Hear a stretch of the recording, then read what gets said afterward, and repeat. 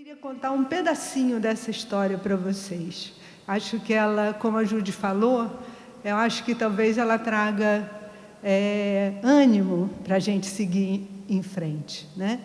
Eram anos vindos de momentos, né, de anos muito difíceis. A gente estava em plena ditadura e tínhamos acabado de passar por uma campanha pela anistia geral e restrita, enfim, uma campanha que mobilizou intelectuais, artistas, professores, estudantes, religiosos de diferentes credos, e muitas lideranças políticas foram surgindo dessa campanha. Recebemos inúmeras famílias depois, né, já em 80, com a anistia, de filhos de exilados que procuraram as nossas escolas. Passamos pela campanha dos Diretas Já, não sei quantos de vocês estiveram na rua com a gente, né? Passamos também pela Assembleia Nacional Constituinte, chegamos a uma eleição direta para presidente. Enfim, foi um processo nos anos 80, quando a gente se encontrou, né, de muita luta, de muito envolvimento na busca de liberdade, na busca de um caminho de redemocratização do país. E eram anos de esperança, eram anos que a gente acreditava que a gente podia mudar, que a gente podia fazer realmente uma diferença grande, né?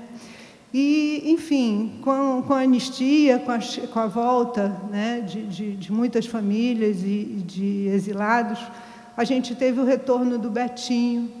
Betinho chega aqui, eu acho que em 80 e pouquinho, né, Teteu? E junto com Carlos Afonso, com me esqueci o nome dele agora, pai da Sapereira, me deu um branco, não importa, mas ele volta junto com alguns companheiros de exílio e monta o IBASE, né? E o IBASE é um instituto que visava a democratização da informação e a análise crítica das políticas públicas, né? E eles caem de cabeça em cima dos movimentos sociais, amparando, dando força, e a sociedade, o Betinho tinha essa capacidade de congregar, né? E ele consegue uma mobilização enorme em diferentes campanhas. Eu lembro da gente no aterro, no Terra e Democracia, com as nossas famílias, com os nossos alunos, fazendo oficinas, trabalhos de conscientização, apresentações. Depois eu me lembro da gente na passeata da campanha contra a fome e a miséria, a gente se engajando no recolhimento e na distribuição de alimentos, enfim, a campanha depois pela ética e pela política, o movimento dos Caras Pintadas, o impeachment do Collor. A gente estava junto nesse processo todo, né? E nesse percurso, eu acho que surgem muitas lideranças que eu não saberia citar os nomes aqui, porque a minha memória também sou idosa, então não dou conta mais de muitos nomes, mas acho que foi um momento realmente, né, que a gente pôde ter a sociedade civil junta em busca de movimentos que lutavam, né, pela justiça social, pela liberdade e pelo combate à desigualdade, né?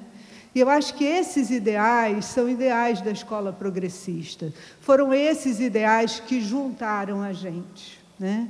E são esses ideais que de certa forma, estão presentes já nos nossos diálogos, nas nossas entrelinhas, nas nossas ações da escola.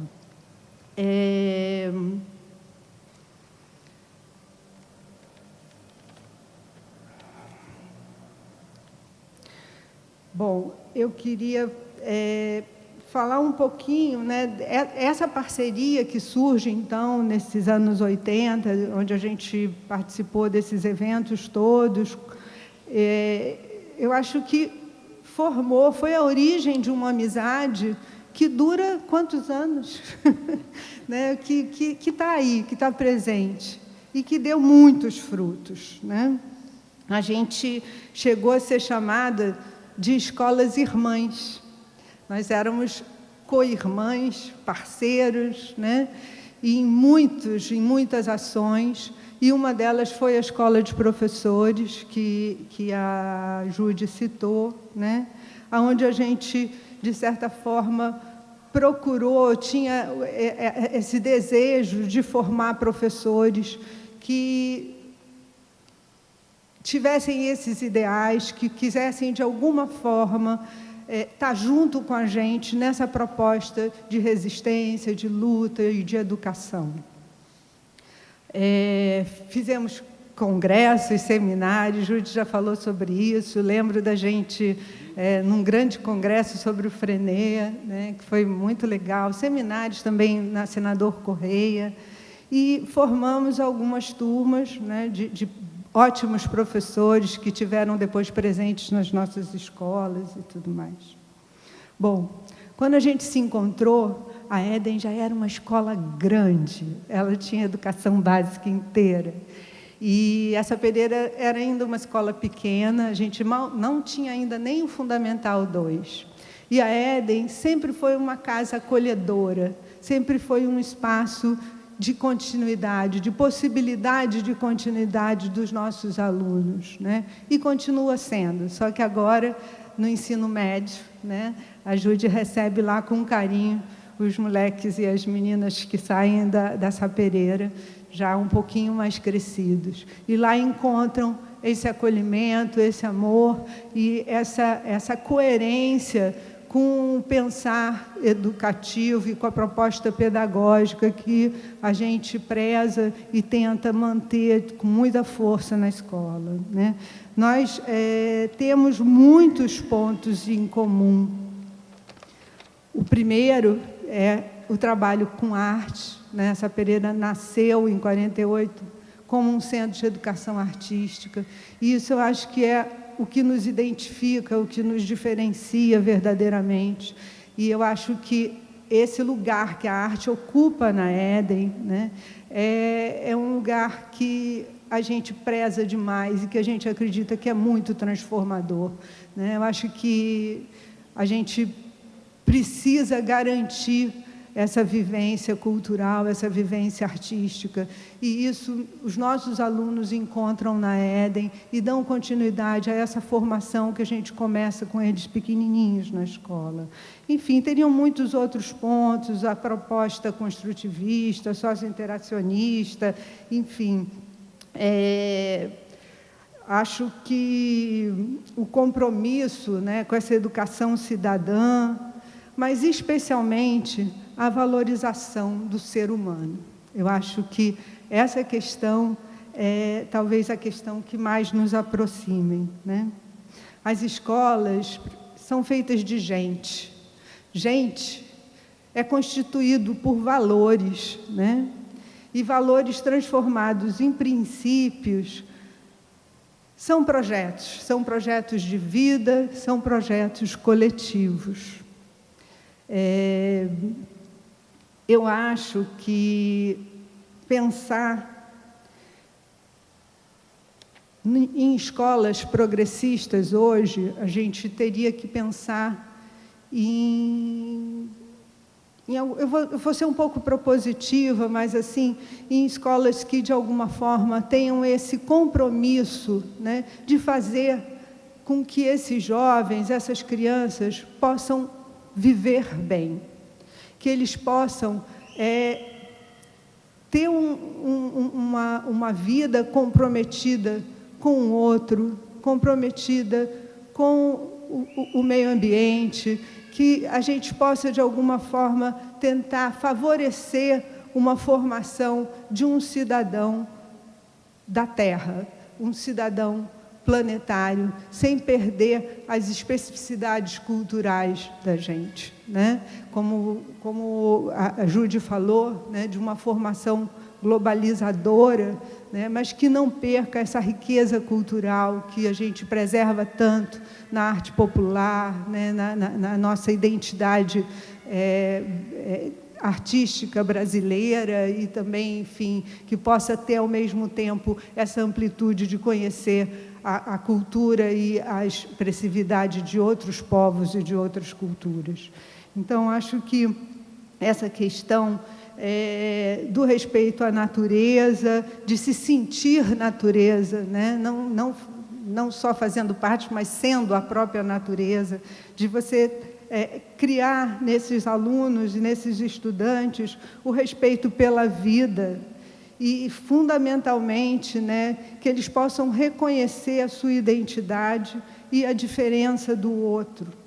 E, principalmente, que a gente possa fazer com que eles entendam o que é ser verdadeiramente um ser humano.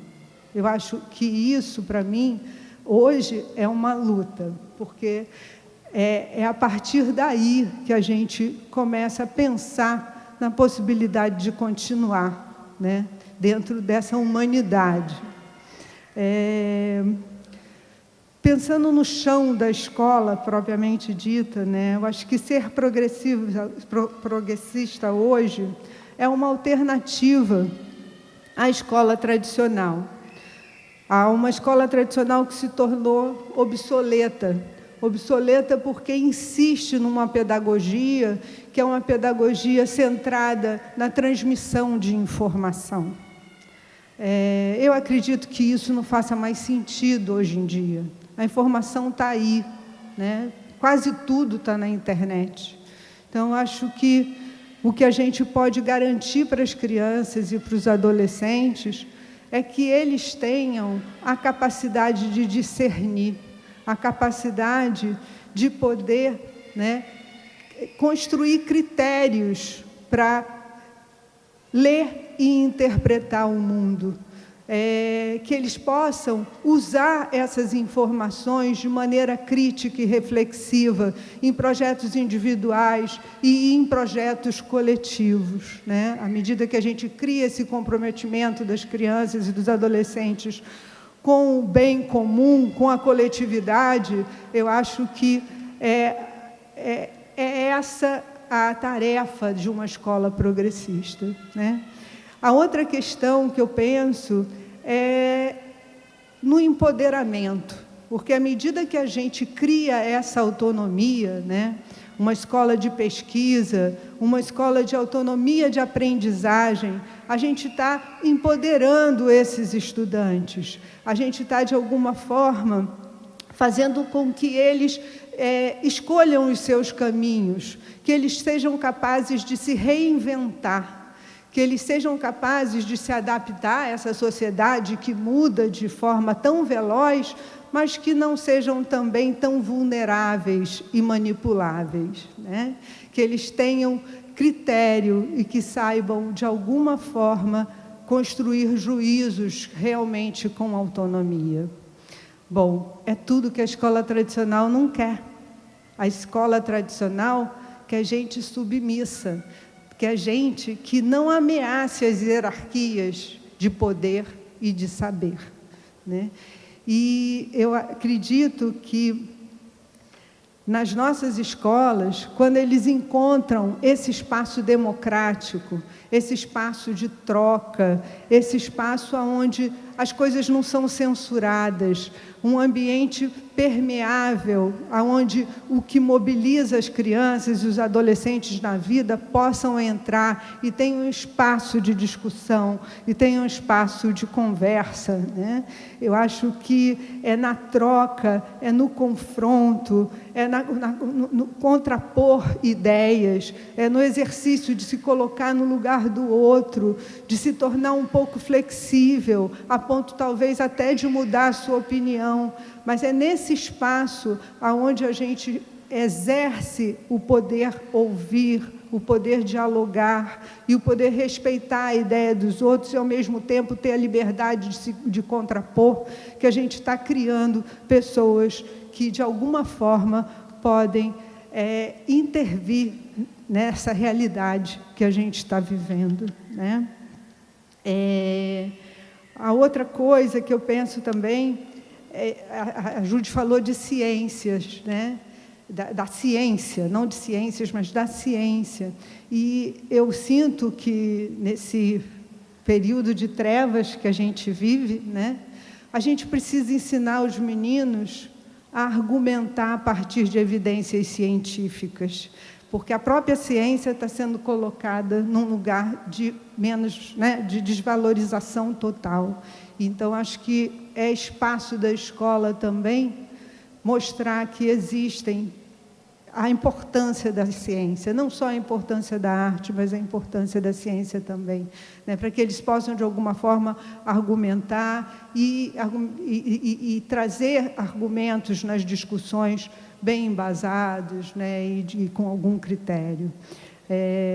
Pensando ainda nesse dia a dia e nesse chão da escola, eu penso que o ambiente que a gente precisa proporcionar numa escola progressista não é um ambiente centrado nem no aluno, nem no professor.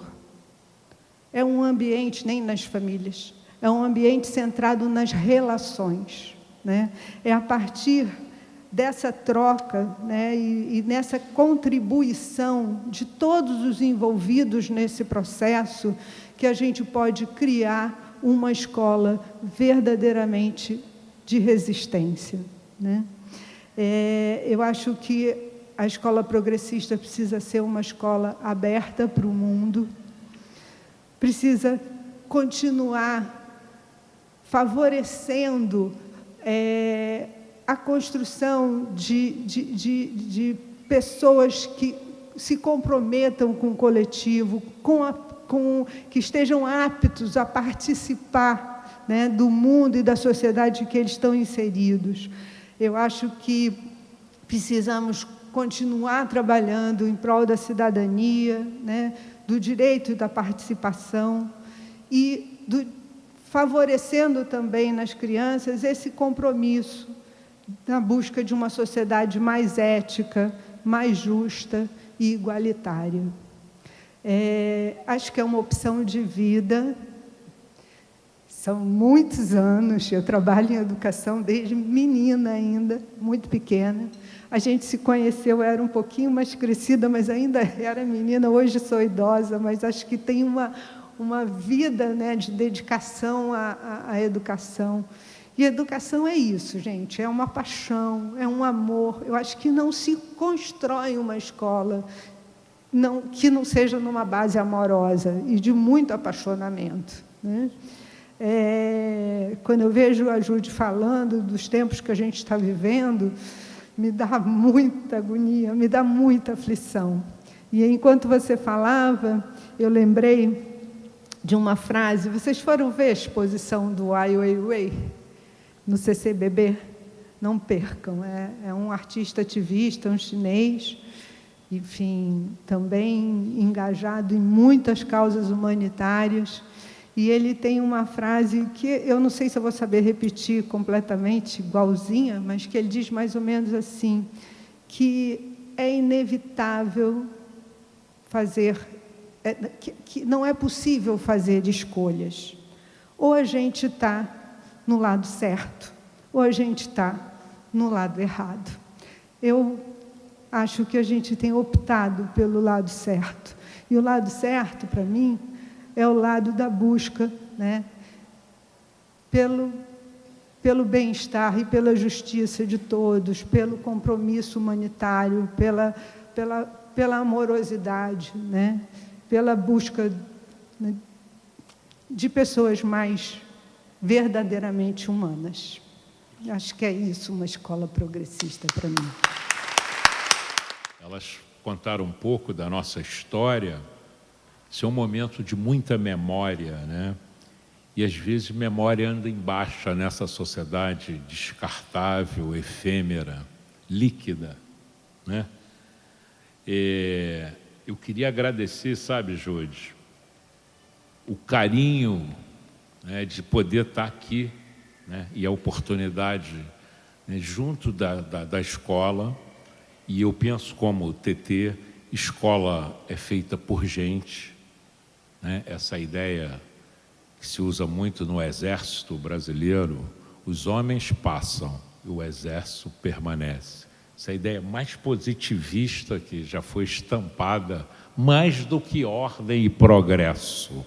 A gente está na Fundição Progresso falando de escola progressista, né? Então eu queria dizer, logo de início, como é importante fazer celebrações. Nossas escolas são diferentes, mas têm algumas identidades. São diferentes, mas tem muito direcionamento comum. Eu me lembro logo da Alice no País das Maravilhas, conversando com o gato, e qualquer caminho serve para quem não sabe para onde vai, vocês conhecem essas histórias.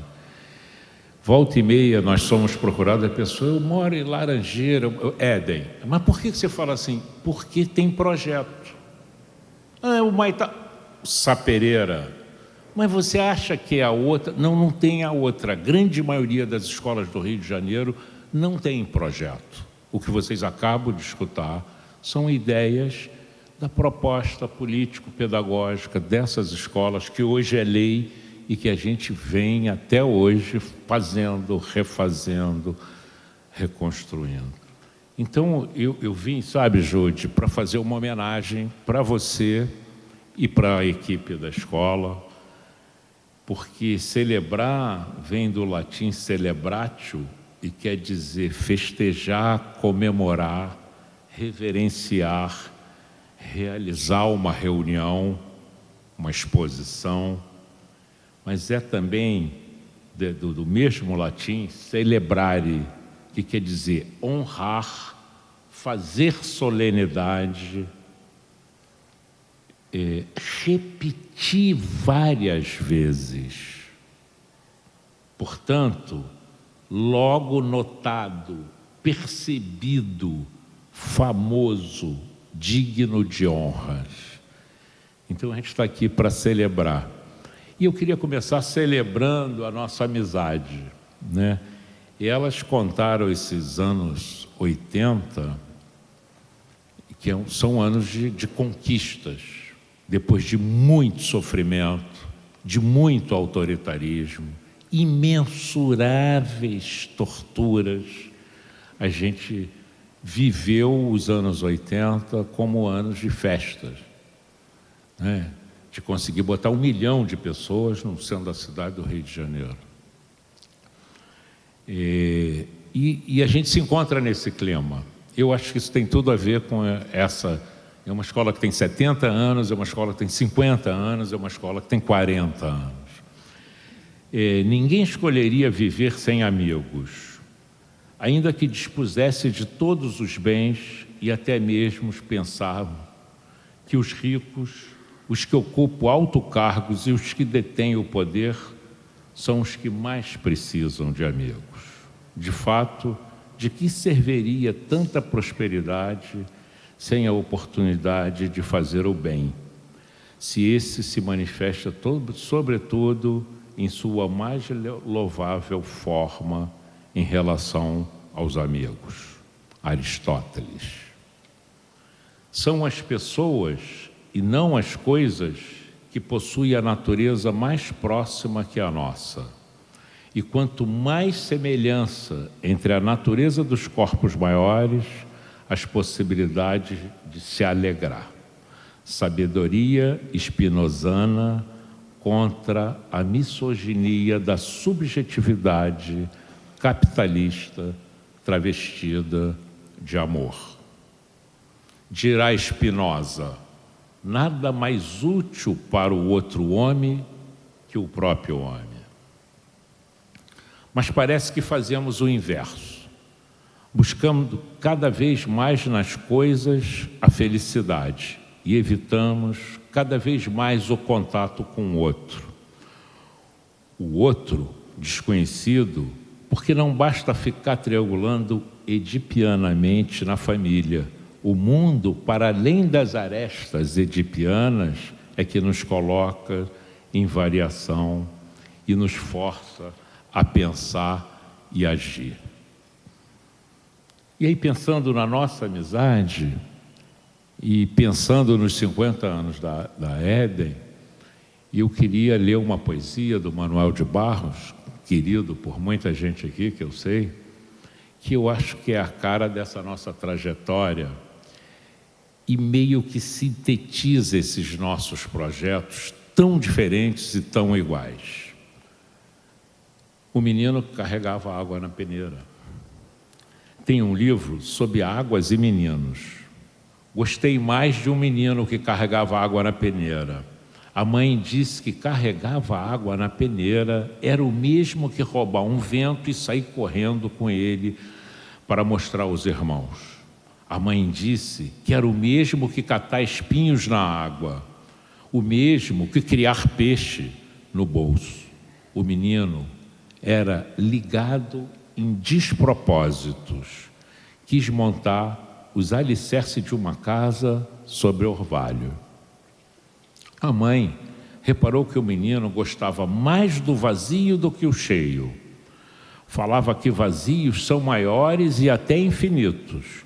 Com o tempo, aquele menino que era cismado e esquisito, porque gostava de carregar água na peneira, com o tempo descobriu que escrever seria o mesmo que carregar água na peneira. No escrever, o menino viu que era capaz de ser noviça, monge ou mendigo ao mesmo tempo. O menino aprendeu a usar as palavras, viu que podia fazer peraltagem com as palavras e começou a fazer peraltagem. Foi capaz de modificar a tarde botando uma chuva nela. O menino fazia prodígios, até fez uma pedra dar flor. A mãe reparava o menino com ternura. A mãe falou: meu filho, você vai ser poeta. Você vai carregar água na peneira a vida toda. Você vai encher os vazios com as suas peraltagens.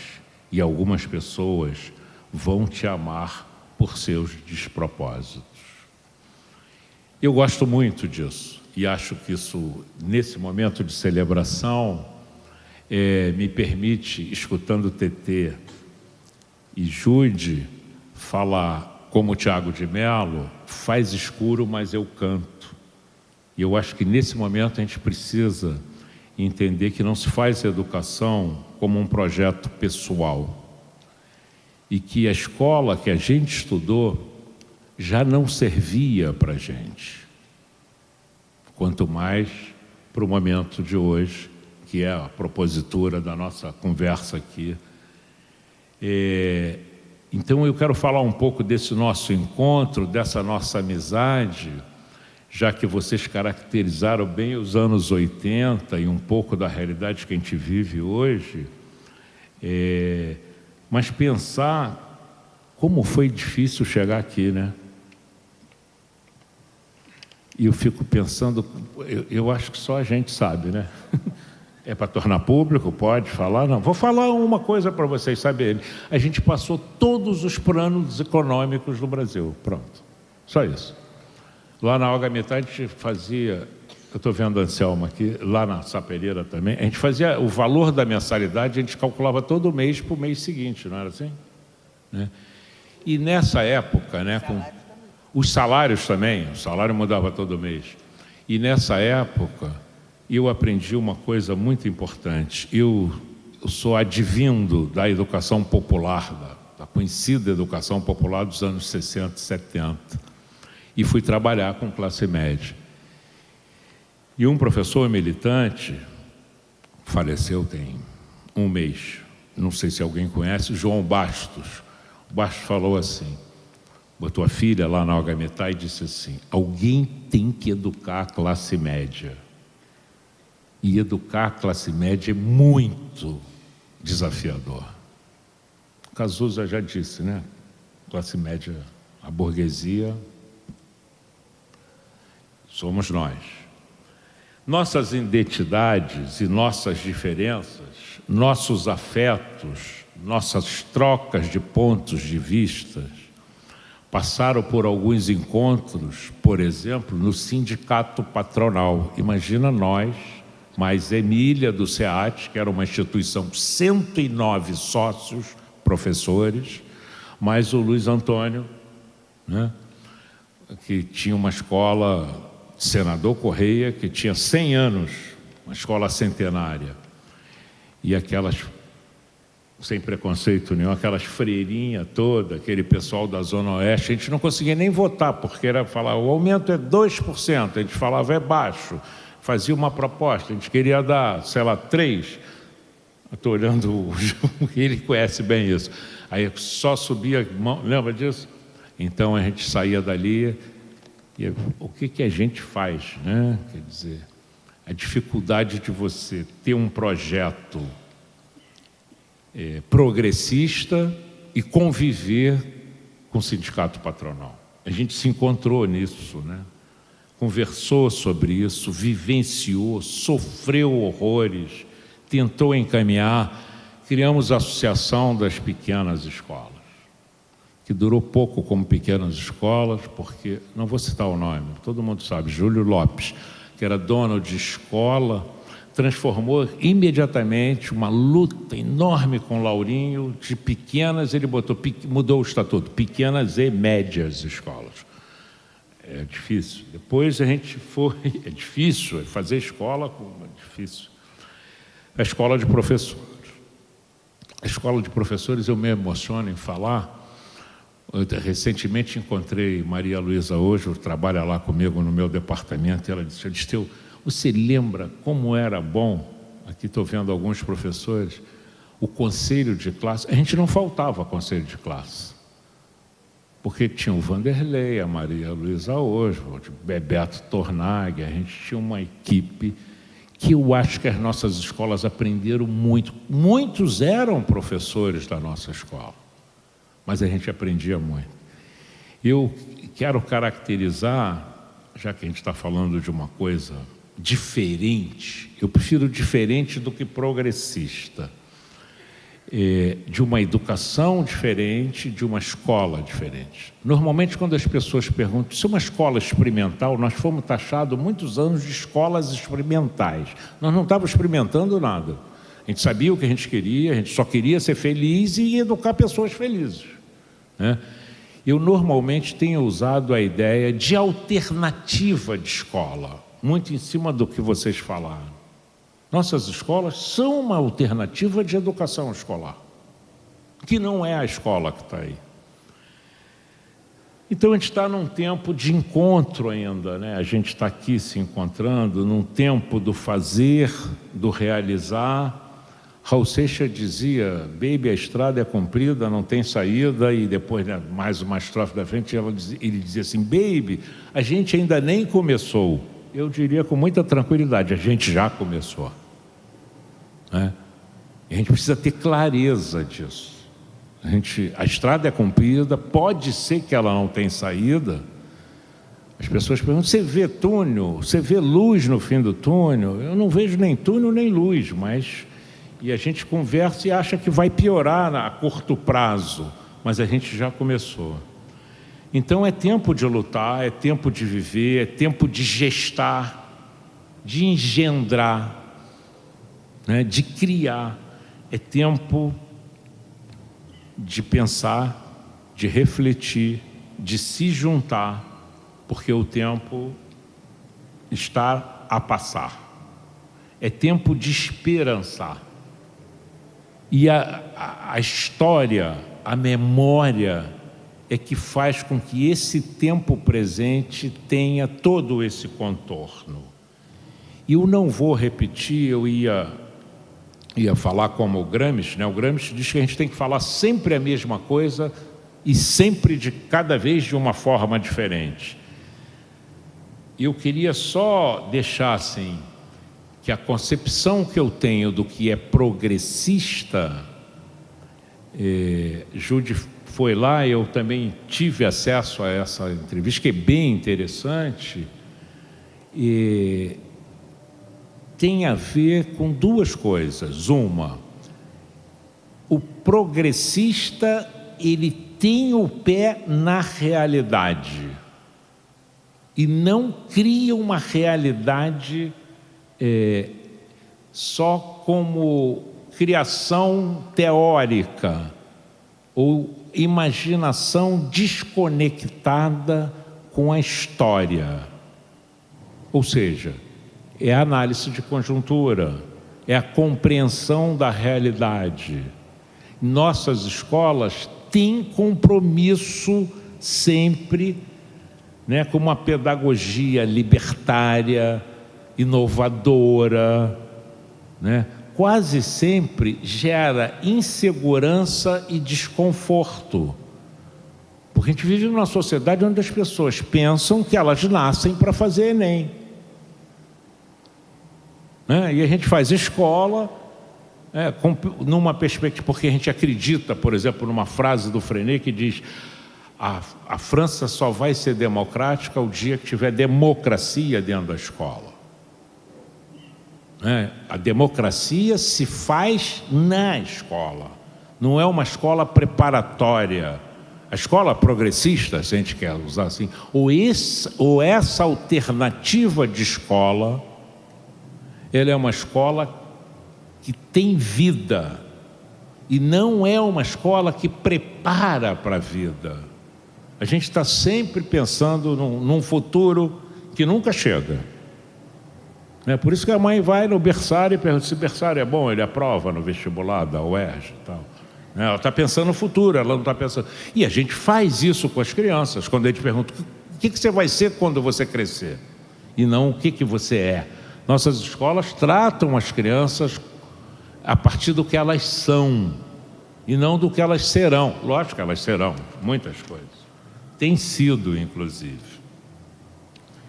Então, falar um pouco dessa pedagogia progressista é pensar como Paulo Freire, que diz que o mundo não é, o mundo está sendo. Isso é fundamental para quem trabalha com educação. É pensar que o melhor lugar do mundo é aqui e agora, e não pensar sempre nessa perspectiva futurista, porque as escolas estão numa onda, por exemplo, hoje todo mundo está adotando, vocês já botaram robótica lá? Eu botei robótica lá, fiz uma discussão, então nunca vi um robô na Algamitar, mas tem robótica. Né? Quer dizer, tem essas ondas, né? E a gente vive um terremoto, um tsunami, que a gente não está conseguindo se dar conta do que é essencial. Né? Essa pergunta é muito boa. O que é fundamental na escola fundamental, do ensino fundamental? Educação básica. Nós trabalhamos com a educação básica, da educação infantil até o médio. O que é básico na educação básica? O que a gente considera essencial? Então, educar nesse sentido, desse compromisso com esse mundo que está sendo, e que se ele está sendo, ele pode deixar de estar sendo. Tem essa ideia da mudança, que é o provérbio árabe, que a única coisa que não muda é a mudança. Tudo muda, menos a mudança. Então, nesse sentido, educar é sempre um propósito ético, portanto, um ato político. Daí Jude falar: nós estamos muito ameaçados e vamos estar cada vez mais, a não ser que a gente abra mão dos nossos valores, dos nossos princípios. Não há neutralidade na educação dos indivíduos. Ou educamos a favor disso ou daquilo.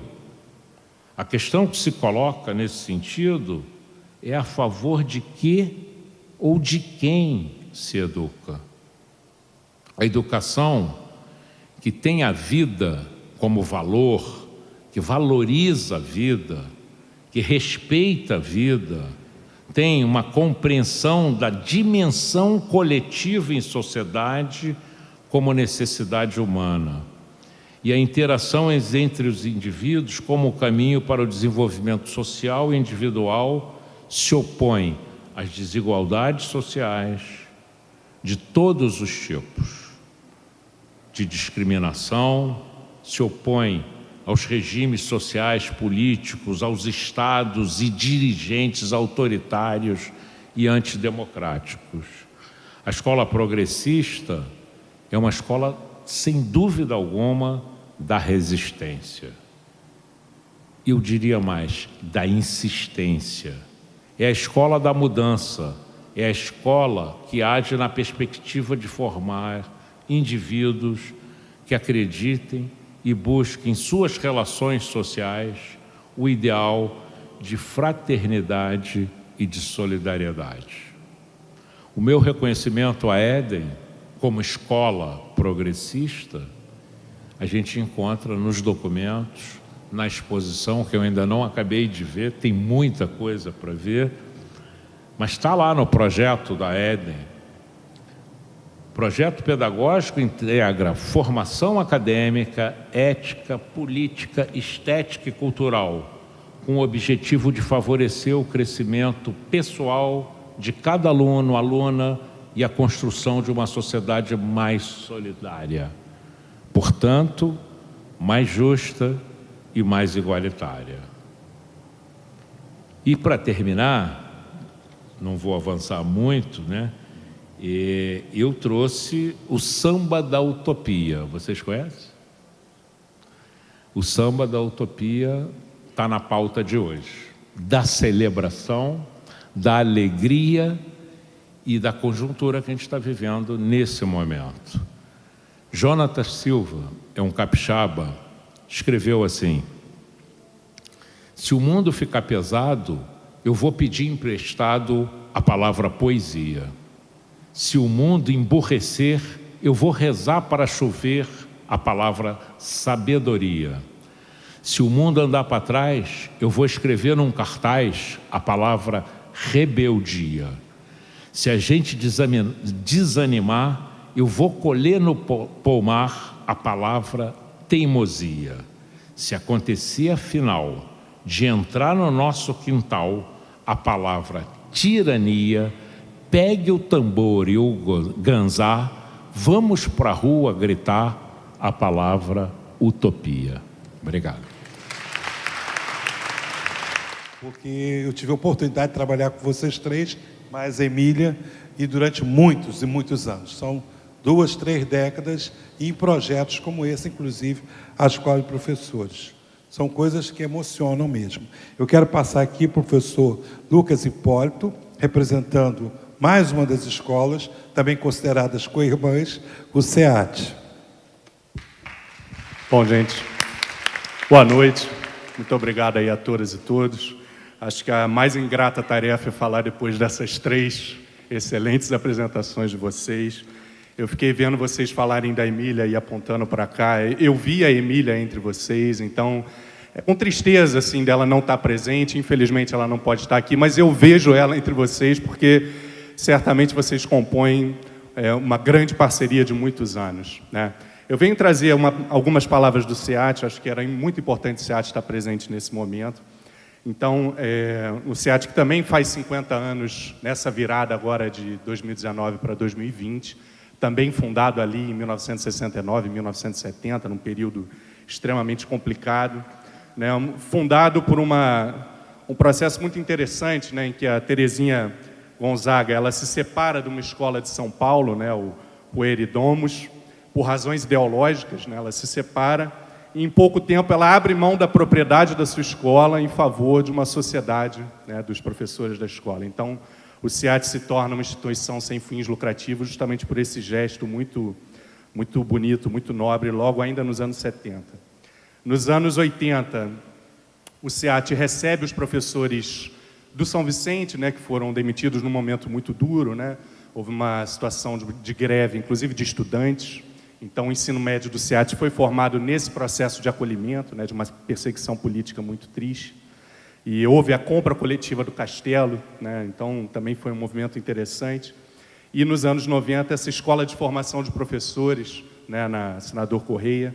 Essas foram alguns tópicos do que me pediram para mencionar da história do SEAT, né? Uma escola que não tem um proprietário ou uma proprietária, é uma escola que somos mais de 100 sócios, né, até hoje, Passamos por momentos de altos e baixos também, como todas as escolas, nas nossas assembleias lotadas, as assembleias que viravam a madrugada, ou períodos onde não se fazia mais assembleia, com um certo marasmo político. E hoje a gente está passando por um novo momento difícil, justamente pelo adoecimento de Emília, que é uma figura que dá uma unidade muito grande para a nossa escola e representa esse projeto alternativo, progressista, humanista. Né? Ela, sem dúvida, falaria aqui muito mais qualificação do que eu, do que todo esse processo. Eu entrei em 2013 para a escola, né? Então estou há pouco tempo lá. Eu sou de 1982, então também não vivi esse período todo que vocês viveram. Né? Na verdade, comecei a atuar politicamente numa época que a gente já vivia muitas derrotas, né? A partir dos anos 90, então não vi esse ascenso de massas. Né? E o SEAT ele tem um perfil muito próximo também. Né? Uma das grandes características do SEAT é essa democracia interna, conturbada às vezes com mais dinâmica, né? E que nesse momento estamos de novo em assembleias, repensando a escola, vivendo esse momento tão difícil. É uma escola também muito voltada para a arte, muito voltada para a cultura popular. Então, nós participamos já há anos construindo a Festa Literária de Santa Teresa. A nossa festa junina também é muito famosa. A gente traz um pessoal do Norte e Nordeste para fazer o nosso boi garboso. Né? Nós temos a Macult, né? A nossa mostra de arte, ciência e cultura também. Então, a arte e a cultura popular são centrais para o nosso projeto também. E hoje a gente vê como até a cultura popular, né, a cultura às vezes de origem afrodescendente, né, sendo atacada nesse momento no SEAT, isso é tão importante para nós. Então a gente se identifica como essas escolas parceiras como mais um espaço de resistência hoje, um espaço onde a gente ainda pratica a nossa liberdade, onde a gente ainda pratica, né, toda a dificuldade do contraditório, da elaboração de uma educação diferente, num momento tão difícil. Um momento onde se fala em escola sem partido. Não preciso me aprofundar nisso, acho que todo mundo já vem acompanhando esse discurso da escola sem partido. Quem é a favor de uma escola com partido doutrinário? Ninguém. Mas a gente acaba entrando aí em mil parafusos para discutir isso, e o senso comum acaba, né, varrendo com essa ideia de que as escolas devem ser sem partido. Não, as escolas devem ter política, as escolas devem ter posição, as escolas não devem ter doutrinação. Nenhuma das nossas escolas teve esse processo de doutrinação. Eu entrei na escola em 2013, já estava ainda naquela euforia, né, de voltar às ruas, de voltar a questionar os gastos vergonhosos com as Copas das Confederações, com a Copa do Mundo, e eu vi o SEAT se envolvendo, eu vi o Grêmio de SEAT indo para a rua, eu vi os debates entre os professores, fiquei muito feliz com esse processo. Também, ao longo dos anos recentes, né, o SEAT se envolveu junto com outras escolas aí na luta contra a reforma da Previdência. Então, em 2017, participamos da greve geral, foi muito importante, a escola se mobilizou. Esse ano, de novo, participamos junto com as escolas parceiras da construção dos Dias em Defesa da Educação Pública, frente a tantos ataques que a gente está vendo. O dia 15 de maio foi um dia muito vitorioso para nós. Foi realmente uma greve que colocou o governo contra a parede, apesar da gente ainda estar numa conjuntura muito difícil e, de fato, a gente precisa se organizar para resistir. Né? Eu queria brevemente fazer alguns comentários de desafios que as escolas progressistas enfrentam. Né? Eu, falando pelo próprio SEAT, eu posso falar que a própria democracia é um desafio. O SEAT, justamente por não termos uma propriedade, não termos uma direção, nossas direções sempre eleitas, as coordenações sempre eleitas, mas também passa por processos, às vezes, de cristalização da democracia. Nós vivemos isso por um certo tempo. E agora estamos enfrentando o desafio, de novo, de em assembleias longas, demoradas, com discussões, às vezes, sobre pequenos pormenores, de construir o nosso projeto. Estamos conseguindo, com dificuldades, mas vamos conseguindo. Enfrentamos justamente o desafio que eu comentei agora há pouco, da escola sem partido. Algumas pessoas, às vezes, olham para o SEAT e falam que é uma escola de pensamento único. Como é que o SEAT é uma escola de pensamento único? Ah, porque nós nos identificamos como esquerda, como progressistas, então somos pensamento único. Quer dizer que não tem divergência nenhuma dentro da esquerda, né? Nós pensamos todos iguais, nós não temos todas as várias correntes políticas diferentes que estão se engalfinhando há décadas em torno de projetos diferentes, anarquistas, comunistas, socialistas. Pensamento único onde? Então é importante a gente responder a essa ideia do pensamento único. O grande desafio que a gente enfrenta, e aí dialogando também com as falas, a questão do pensamento crítico. Eu, como professor de ciência, eu fico muito surpreso da gente voltar a defender a ciência, né? em tempos de terraplanismo, né? Eu, às vezes, na minha escola eu não enfrento esse tipo de problema, mas a gente sabe que argumentos tão banais vêm convencendo tantas pessoas. Mas eu mesmo, como professor de ciências, me paro a pensar, estamos defendendo a ciência, mas a ciência não foi ela mesma um instrumento de dominação, um instrumento de opressão? Então, pera lá, o que é isso? Mas nós não estamos negando o conhecimento. O conhecimento crítico é um dos maiores desafios que a gente tem para levar adiante nas nossas escolas. Porque para conhecer criticamente, primeiro é preciso conhecer o básico. É preciso dominar os temas, é preciso dominar o que a gente chamava, ou ainda chama de conteúdos, para aí sim criticá-los, para aí sim contextualizá-los histórico e socialmente. Então, é muito mais desafiador você ser uma escola de pensamento crítico do que uma escola que quer simplesmente aprovar para o vestibular, aprovar para a Enem. Porque lá você basta ensinar o básico do conhecimento, pelo menos o conhecimento dentro dos seus marcos. Nós queremos ver o conhecimento para além dos seus marcos. Então, a escola do pensamento crítico é um enorme desafio. Também a escola como um local de conflito.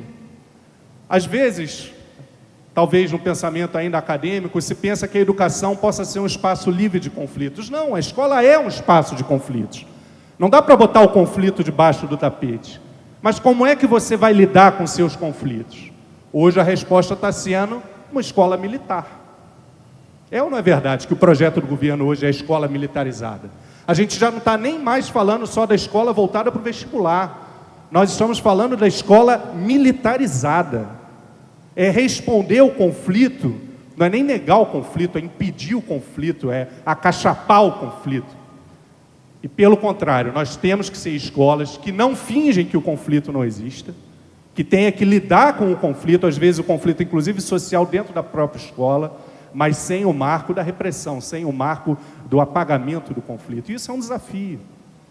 Nós temos como desafio também o desafio geracional.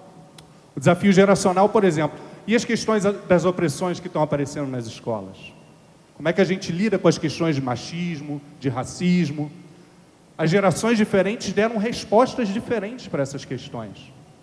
E nós precisamos enfrentar essas diferenças. Hoje, na esquerda em geral, existe um grande dilema. Alguns acham que é mais importante discutir a questão de classe, isso continua forte ainda na esquerda. Outros acham que a questão de classe já não é mais central, pelo contrário, são as opressões. Opressões contra mulheres, contra as populações originárias, contra negras e negros, contra a população LGBT. Eu falo como gay, como comunista, que não dá para separar as opressões. A opressão de classe é também uma opressão, tão ou mais estruturante do que aquelas opressões. Mas esse é um desafio da nossa geração. Esse debate ainda não está vencido, muito pelo contrário, ainda divide as esquerdas e ainda divide geracionalmente as nossas escolas. Outro grande desafio que a gente enfrenta é, como foi falado aqui, vivemos num mar de informações. Então, será que a escola deixou de ser necessária? Precisamos afirmar, informação não é conhecimento. Informação ou desinformação ou não informação não é conhecimento. O que a gente constrói nas nossas escolas através do pensamento crítico é conhecimento. É articulação de informação, é negação de informação, é crítica de informação. Mas a informação por si só não é conhecimento. Uma pessoa sozinha parada diante de uma tela não vai estar aprendendo conhecimento. Ela pode saber de uma ou de outra informação desconexa, mas a escola ainda tem esse papel fundamental. E por fim, pessoal, o que é o progressismo, né? Talvez de uma forma muito simplória, ser progressista é acreditar que o futuro pode ser melhor do que foi o passado.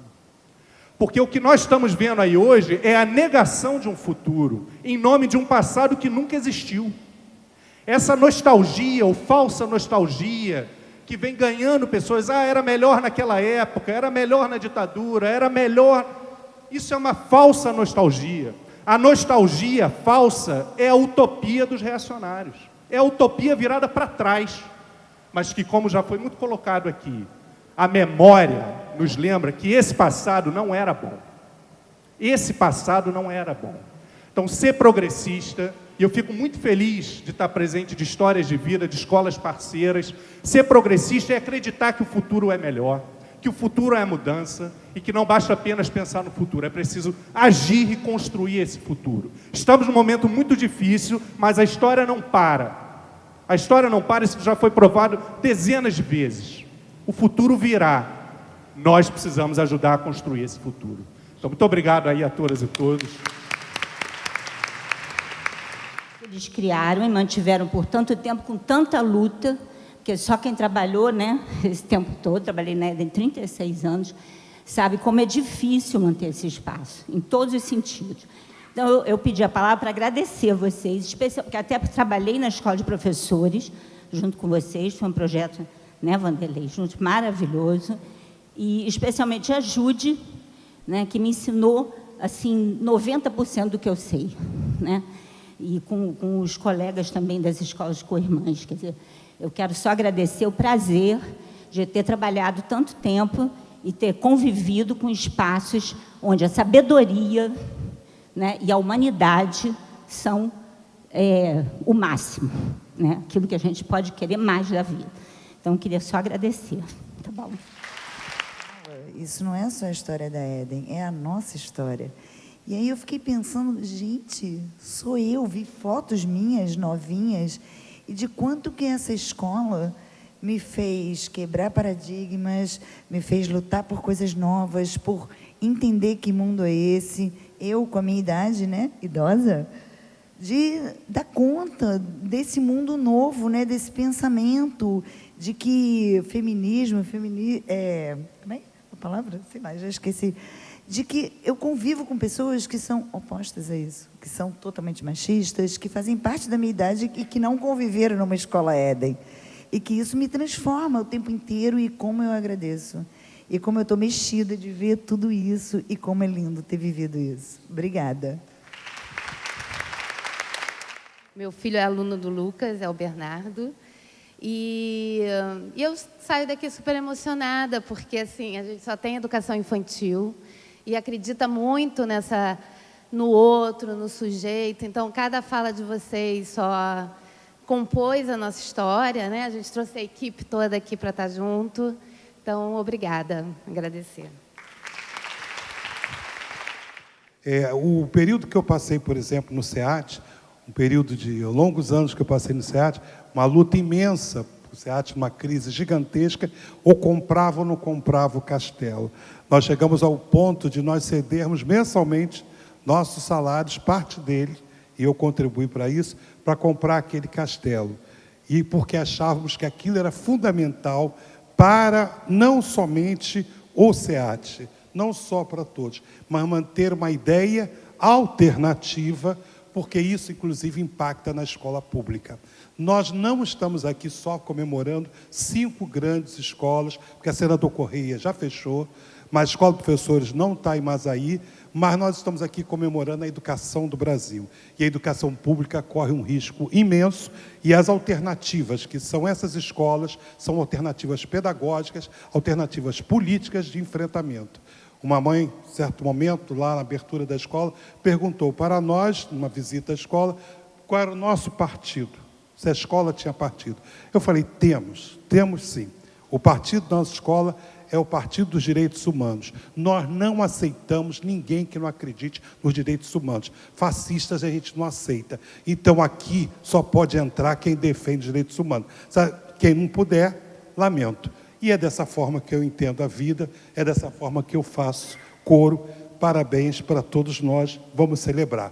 Gente, muito obrigado.